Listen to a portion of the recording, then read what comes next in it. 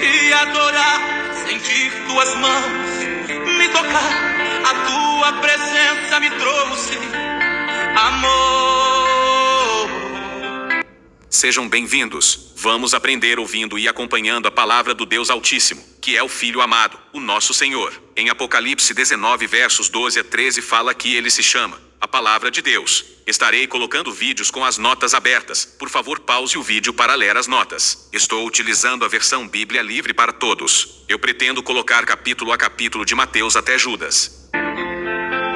Depois Jesus começou a falar com eles, usando histórias. Certo homem fez uma plantação de uvas. Ele colocou uma cerca em volta da plantação, construiu um tanque para pisar as uvas e fez uma torre para o vigia. Então, arrendou a plantação para alguns lavradores e foi viajar. Quando chegou o tempo da colheita, o dono enviou o seu empregado para cobrar dos lavradores a sua parte em uvas na plantação. Mas os lavradores agarraram o empregado do dono, bateram nele e o mandaram de volta sem levar nada. Então, o dono enviou outro empregado. Eles bateram na cabeça dele e o maltrataram. Ele enviou outro empregado, e este foi morto por eles. O dono enviou muitos outros empregados. Alguns apanharam dos lavradores e outros foram mortos por eles. No fim, o único que tinha sobrado era o filho do dono das terras, a quem ele amava muito. Finalmente, ele enviou o seu filho, pensando, eles irão respeitar o meu filho. Mas os lavradores disseram uns para os outros, aqui está o herdeiro do dono das terras. Se nós o matarmos, poderemos ficar com o que ele herdaria. Então, eles o agarraram e o mataram, jogando o seu corpo para fora da plantação. Agora, o que o dono da plantação de uvas irá fazer? Ele irá até a plantação e matará os lavradores e, então, arrendará a plantação a outros. Vocês não leram o que as Sagradas Escrituras dizem? A pedra rejeitada pelos construtores se tornou a base da construção. Isso vem do Senhor e é uma coisa maravilhosa de se ver. Os líderes dos judeus tentaram prendê-lo, pois perceberam que a história se referia a eles. Mas eles estavam com medo da multidão. Então, eles o deixaram em paz e foram embora. Depois, enviaram até Jesus alguns fariseus, juntamente com apoiadores de Herodes, numa tentativa de pegá-lo por algo que ele dissesse. Eles chegaram e disseram, Mestre, nós sabemos que você é uma pessoa honesta e que não espera a aprovação dos outros, pois não se importa com aparências. Pelo contrário, você ensina o caminho de Deus, de acordo com a verdade. Então, é correto pagar impostos ao imperador. Ou não, nós deveríamos pagar, ou deveríamos nos recusar a pagar? Jesus, percebendo a hipocrisia nas palavras deles, lhes perguntou, por que vocês estão tentando me pegar em uma armadilha? Tragam-me uma moeda para que eu a ore. Eles deram uma moeda para Jesus. De quem são esta imagem e este nome gravados na moeda? Jesus lhes perguntou. Eles responderam, do imperador. Jesus lhes disse, então, devolvam a César o que lhe pertence, e devolvam a Deus o que lhe pertence. Eles ficaram impressionados com a sua resposta. Depois, os saduceus, que não acreditam na ressurreição, vieram até ele e lhe perguntaram, Mestre, Moisés nos orientou que, se um homem morrer, deixando a sua esposa sem filhos, então, o irmão dele deve se casar com a viúva, e ter filhos com ela, que serão considerados filhos do irmão que morreu. Acontece que havia 7 irmãos. O primeiro se casou e, depois, morreu sem deixar filhos. O segundo se casou com a viúva e morreu sem deixar filhos. Aconteceu exatamente a mesma coisa com o terceiro dos irmãos. Na verdade, todos os 7 morreram sem deixar filhos. No fim, a mulher também morreu. Portanto, ao ressuscitar, a mulher que se casou com todos os 7 irmãos, será esposa de qual deles? Jesus lhes disse, isso prova que vocês estão errados e que não conhecem as Sagradas Escrituras, nem o poder de Deus. Quando os mortos ressuscitarem, eles não irão se casar e também não serão dados em casamento. Eles serão como os anjos no céu.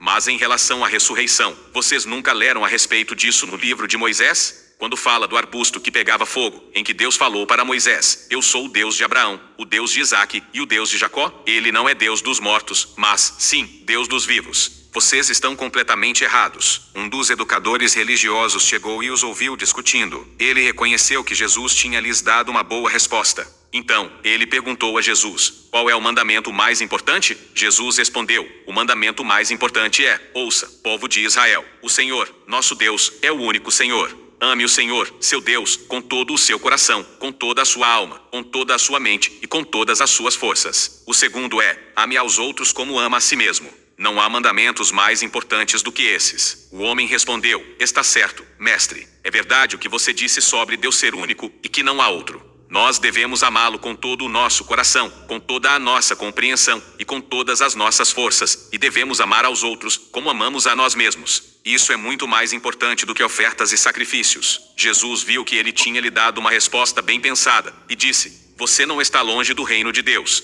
Após isso, ninguém mais teve coragem para perguntar qualquer outra coisa a Jesus. Enquanto Jesus ensinava no templo, ele perguntou: por que os educadores religiosos afirmam que o Messias é filho de Davi? O próprio Davi declarou, inspirado pelo Espírito Santo, que o Senhor disse ao meu Senhor: sente-se à minha direita, até que eu coloque seus inimigos aos seus pés. Se o próprio Davi chama o Messias de Senhor, como ele pode ser filho de Davi? A grande multidão que estava ali ouviu com grande alegria o que Jesus dizia. Jesus continuou a ensinar as pessoas, dizendo: tenham cuidado com os líderes religiosos. Eles adoram caminhar por aí, usando mantos compridos, e gostam de ser cumprimentados de forma respeitosa nas praças dos mercados. Eles gostam de ter as cadeiras mais importantes nas sinagogas, e os melhores lugares nos banquetes. Eles enganam as viúvas, tirando o que elas têm, e escondem quem eles realmente são, fazendo orações sem fim. Eles serão severamente castigados quando forem julgados. Jesus sentou-se no lado oposto à caixa de ofertas, observando as pessoas colocarem moedas ali. Muitas pessoas ricas colocavam uma quantia muito grande de dinheiro na caixa.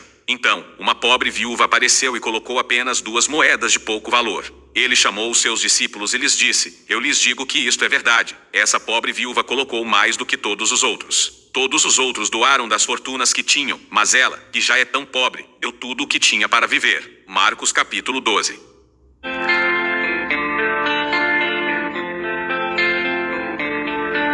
O apóstolo Paulo falou uma coisa muito importante na sua despedida. Confira em Atos dos Apóstolos capítulo 20 versos 25 a 35. Agora, eu tenho certeza de uma coisa, de que vocês, para quem eu anunciei o reino de Deus, não me verão novamente. Assim, declaro a vocês, hoje, que eu não sou responsável caso alguém se perca. Eu não hesitei em contar a vocês tudo o que Deus queria que soubessem. Cuidem-se, e cuidem também de todo o rebanho, que o Espírito Santo lhes deu para que o acompanhem, e o guardem. Cuidem da igreja de Deus, a qual ele comprou com o sangue do seu próprio filho. Eu sei que, depois que eu for embora, lobos ferozes chegarão para atacá-los e irão espalhar o rebanho. Surgirão, dentro do seu próprio grupo, homens que irão torcer o que é certo e bom para conseguirem seguidores para eles mesmos. Então, cuidado. Não se esqueçam de que, por 3 anos, eu os ensinei por dias e noites, derramando lágrimas por vocês. Agora, eu os deixo aos cuidados de Deus, e com a mensagem de sua graça, Ele que é capaz de fortalecê-los, e de lhes dar a herança que pertence a todos os que se mantêm firmes com Ele.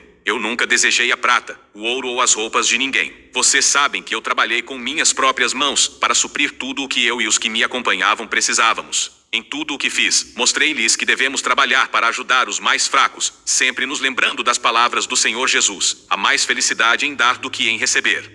Deus Altíssimo, pelo poder da Tua palavra, o Seu Filho amado, nosso Senhor, nos abençoa e nos guarda, nos ilumina e nos guia por um bom caminho.